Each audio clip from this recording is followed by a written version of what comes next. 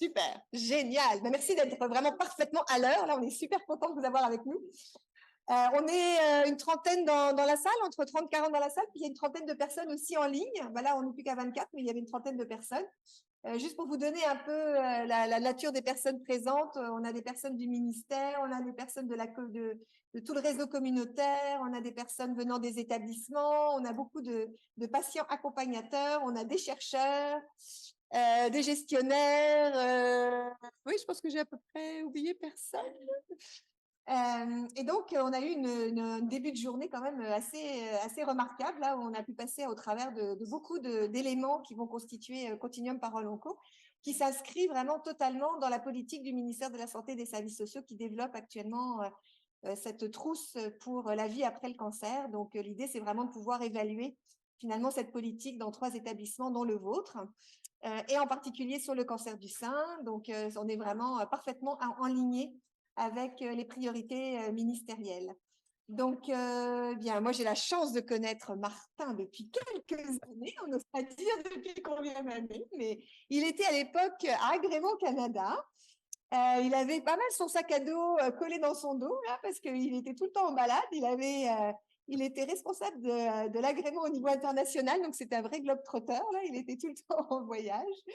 Et puis, malgré tout ça, il a été capable de faire en même temps un doctorat. C'était complètement fou, là. Donc, ça montrait déjà qu'il avait une vitalité absolument folle.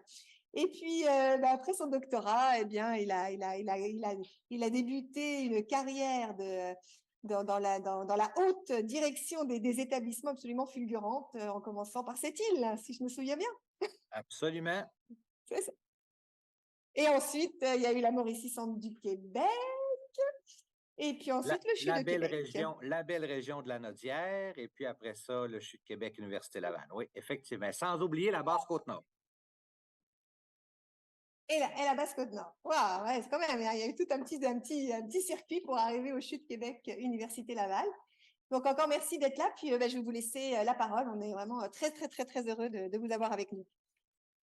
Ben, écoutez, premièrement, je vous remercie de l'invitation. Et puis, j'ai vu aussi que mon collègue ce matin, Frédéric Abergel, a été en mesure aussi de vous adresser quelques mots.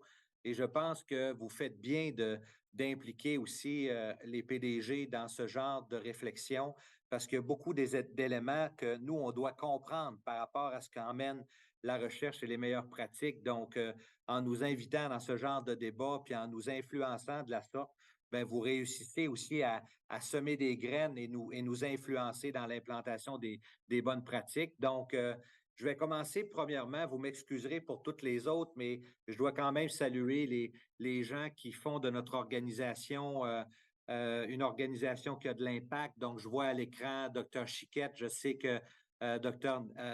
Herman est là aussi, Mme Audrey Paquette-Beaupré. Donc, c'est tous des gens avec qui je travaille au quotidien, puis honnêtement, qui me permettent de devenir toujours, à chaque jour, un bien meilleur PDG. Puis c'est des gens qui le savent, qui ont de l'influence sur moi parce qu'ils sont capables d'influencer mes décisions et puis beaucoup d'orientations qu'on prend à l'intérieur du CHU de Québec, Université Laval, sont générées par ces leaders-là au quotidien.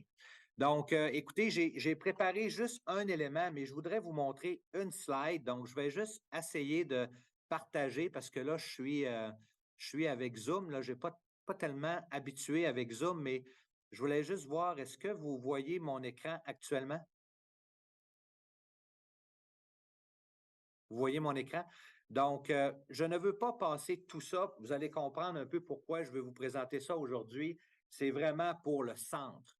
Le CHU de Québec, Université Laval, post-pandémie, a décidé de lancer un grand projet d'établissement, notamment dans le contexte où est-ce que c'est important pour nous de procéder à notre propre rétablissement et redonner du sens au travail qu'on fait au quotidien. Et puis, à cet effet-là, on a décidé pour la première fois depuis l'existence du CHU, ça fait quand même 10 ans qu'on existe, de créer notre premier Vrai Nord. Et j'aimerais porter l'attention sur le Vrai Nord qui est au centre, sur l'importance de ce que vous trouvez dans le bullseye, là, dans la boule rouge. Et ça peut paraître très simple, mais je vous invite à prendre connaissance qu'au centre, on a mis le patient, mais on a mis aussi l'intervenant et que c'est le savoir-faire et le savoir-être des deux qui vont générer l'impact sur la santé des gens et inspirer le changement. Donc, on a pris la décision comme organisation d'en faire aussi quelque chose d'immuable chez nous. C'est que le savoir-faire expérientiel des patients et des intervenants, c'est ce qui va générer de l'impact et on ne peut plus, comme intervenant ou comme clinicien, penser qu'on va réussir à faire ça seul. Donc, c'était juste pour vous démontrer que depuis quand même plusieurs mois, donc ça fait quasiment 18 mois qu'on travaille sur ce projet d'établissement-là, et ça a été quelque chose qui nous a été même imposé par notre conseil d'administration de réfléchir à l'importance de ces synergies. Et je vous dirais même depuis, le conseil d'administration a entamé une série de speed dating avec la communauté et principalement avec des patients partenaires pour être capable d'améliorer son réalisme décisionnel sur les réalités vécues encore plus par les patients partenaires et par des acteurs clés de notre communauté. Donc, tout ça pour résumer que si on veut réussir comme organisation à évoluer, à changer, ben on a besoin de ce que j'appelle, moi, notre stratégie hamburger, dans lequel on a des gens comme Dr. Chiquette, comme Herman, comme Audrey Paquette-Beaupré, qui travaillent par le bas à nous aider. Et en plus, par le haut, hein, il faut qu'on réussisse à écraser ça là, pour être capable vraiment d'avoir de l'impact. Et autant notre conseil d'administration que nos intervenants ont décidé de faire de notre organisation avec un vrai nord qui donne du sens. Donc, l'autre élément aussi, oui, oui. Est-ce que c'est encore écraser la boulette? Oui, c'est pour écraser la boulette. Vous voyez, je demeure cohérent avec mes stratégies. Donc, le pain d'en bas, le pain d'en haut, puis on écrase la boulette, puis c'est là qu'on a de l'impact, puis on a du goût. Ça goûte bon. Fait qu'on réussit à avoir de l'impact comme ça. Mais là, je voulais aussi vous rappeler que quand on parle vraiment de tout ce qui est recherche translationnelle, puis l'impact de la recherche dans notre quotidien, le programme Parole Onco, c'est probablement un des meilleurs exemples où est-ce qu'en temps réel, on est capable de reprendre les meilleures pratiques parce que vous trouvez sur le terrain, puis en espèce de recherche-action, où je ne sais pas c'est quoi vos devis, mais vous réussissez en temps réel à nous imprégner de meilleures pratiques. Et ça, pour nous, là, c'est vraiment une démarche qui est porteuse de valeur puis qui inspire le changement. Donc, on le vit actuellement avec l'équipe en oncogénétique dans lequel ils sont en train de tisser le tapis sur lequel on marche, dans lequel ils sont en train de trouver des meilleures approches, des meilleures trajectoires. Et Parole Onco, ça a été exactement la même chose. Donc, je félicite les chercheurs également qui travaillent à proximité des intervenants et qui leur permettent également de faire partie prenante des projets de recherche, qui leur permettent également à quelque part de publier. Et c'est vraiment une émulation qui fonctionne. Et je tiens vraiment à féliciter l'ouverture d'esprit des chercheurs qui ont designé ces modèles de transfert de connaissances parce qu'ils sont très inspirants. Et là, avant de terminer, j'ai un message pour vous, là, à tous mes collègues, et c'est un message qui vient de Mme Madeleine Côté. À un moment donné, cette dame-là, c'est une de nos patientes partenaires et qui a vraiment un impact absolument radioactif sur l'ensemble de notre groupe.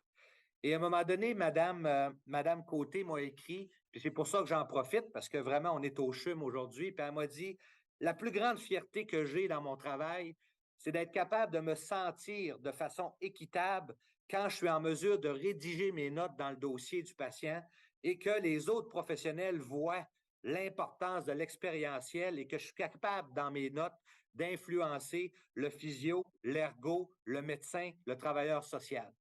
Donc, j'invite aussi tous mes collègues du CHUM, du CUSUM et des autres centres hospitaliers à réfléchir et sortir des sentiers battus, même si des fois les cadres législatifs sont un peu restreignants, là, il faut oser. Et chez nous, Mme Côté, elle a le droit d'écrire dans le dossier. Sa note, elle est importante pour tous les professionnels et c'est ça, travailler dans des logiques de trajectoire de soins. Donc, j'invite vraiment tous les gens à oser et à sortir des sentiers battus pour réussir à faire vraiment le mix du savoir-faire et du savoir-être pour le bénéfice des patients et des intervenants.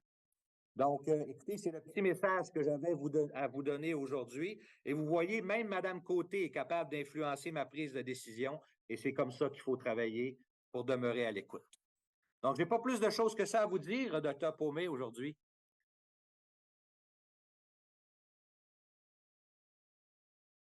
Là, je ne vous entends plus, par exemple. Vous m'aviez dit un court mot de la fin. Je me démute. D'abord, Madeleine est là, donc elle ne peut être excessivement plus. Elle est là. Ah, mon Dieu, ça me fait encore bien plus plaisir. Bonjour, M. Beaumont. Oui. Hey, vous êtes au centre de mon écran. Bonjour, Mme Côté, ça va bien? Ben, écoutez, ça me fait plaisir de savoir que j'ai de l'influence sur vous. Hey, je vous avais promis que j'allais trouver une opportunité de passer le message en plus. Oui, puis il y a Marie-André Côté qui est là aussi, qui n'en revenait pas de voir que je vous avais écrit un message un vendredi après-midi à 14h45 et qu'à 15h15, vous me répondiez. Le DG du CHU de Québec qui répond à la patiente partenaire le vendredi après-midi, bien ça, c'est vous, puis c'est moi. Puis c'est avec des gens comme ça qu'on avance aussi. Ça fait que c'est bien plaisant de faire partie de votre équipe. Ah, bien écoutez, moi, ça me fait plaisir de faire partie de la vôtre, vraiment. Bravo. On a une question pour vous, Monsieur Beaumont, de la part de Marie-André Côté, qui est co-chercheur principal sur le projet et qui est donc une patiente accompagnatrice au CHUM. Oui, Marie-Pascale, ça marche, oui. J'aimerais ça maintenant. Docteur Côté. Ah oui, docteur Côté, pardon. Non, c'est pas vrai. Monsieur Beaumont, c'est pas une question, je voulais juste vous dire que quand j'ai parlé avec Madeleine, comme elle le disait, ça m'a donné, je n'en revenais pas, les deux bras me sont tombés, j'ai dit, ça se peut pas, c'est incroyable. Qu'est-ce qu'on fait? Comment tu as fait? Etc. J'ai dit, peux-tu demander à ton PDG qui appelle notre PDG, parce qu'il est nouveau, notre PDG à Montréal, peux-tu essayer de contaminer ça? Puis là, avec le conseil d'administration, on fait du speed dating. J'étais vraiment incroyable, épatée. Et je voulais juste dire que c'est ça qui nous a donné la force à notre communauté de pratique de parole lonco au CHUM, d'oser la note et d'écrire un courriel à notre PDG maintenant. Ça a-tu marché? Docteur Abel. Il est venu nous rencontrer dans notre communauté de pratique puis il nous a présenté à la réunion des co-gestionnaires. Et si on était fiers. Et elles ont une ovation vraiment de combien? 250 personnes là? Oui. Donc là, il nous reste le conseil d'administration, mais on s'y attaque tranquillement. Merci beaucoup, M. Beaumont. C'est vraiment grâce à votre énergie, M. Beaumont, là, que tout ça s'est fait. Là. Vraiment, merci de tout cœur. Là. Et il y a même Jocelyne qui veut témoigner aussi. Là. Oui, je veux témoigner. Merci beaucoup, M. Beaumont. L'ouverture d'esprit puis le contact facile, je pense que c'est ça l'avenir parce que la recherche, il faut qu'elle soit utilisée en clinique. Et puis, avec Herman et toute l'équipe, puis tout le monde où je suis participe, là, c'est vraiment... vraiment bien. Puis merci Marie-Pascale pour nous stimuler aussi avec tes beaux projets. Là. Mais je pense que M. Beaumont, oui, on sent l'ouverture, puis on est capable de parler. Puis je pense que c'est ça, quand on dit pas travailler en silo, ben c'est ça. Il faut que tout le monde se mélange, tu sais, pour qu'il y ait une ouverture, là, pas les choses, chacun fait son affaire dans son coin, puis on n'échange pas. Je pense que c'est ça l'innovation, puis c'est ça qui est le plus porteur, tant pour les patients que comme pour tous les intervenants, c'est plus satisfaisant quand on sent qu'on travaille tous dans la même direction. Alors, oui, absolument. Bravo encore, M. Beaumont, c'est vraiment apprécié. Merci beaucoup. Le seul danger de travailler avec Dr. Nabi, c'est parce qu'il te demande de mettre à jour ton CV commun. Ça, c'est de l'ouvrage. Mais je pense quand même, là, c'est un petit message perso, là, mais je pense que les co-gestionnaires de la cancérologie au CHU de Québec seraient vraiment très touchés que vous leur parliez comme vous venez de nous parler au sujet de Continuum Parole en Cours. Parce que je pense qu'il y a quand même quelques petites angoisses en termes de ressources et de capacité à vraiment mettre en place des projets comme cela. On a eu des contacts avec tout le monde est emballé, mais il y a une petite frilosité dans l'air là.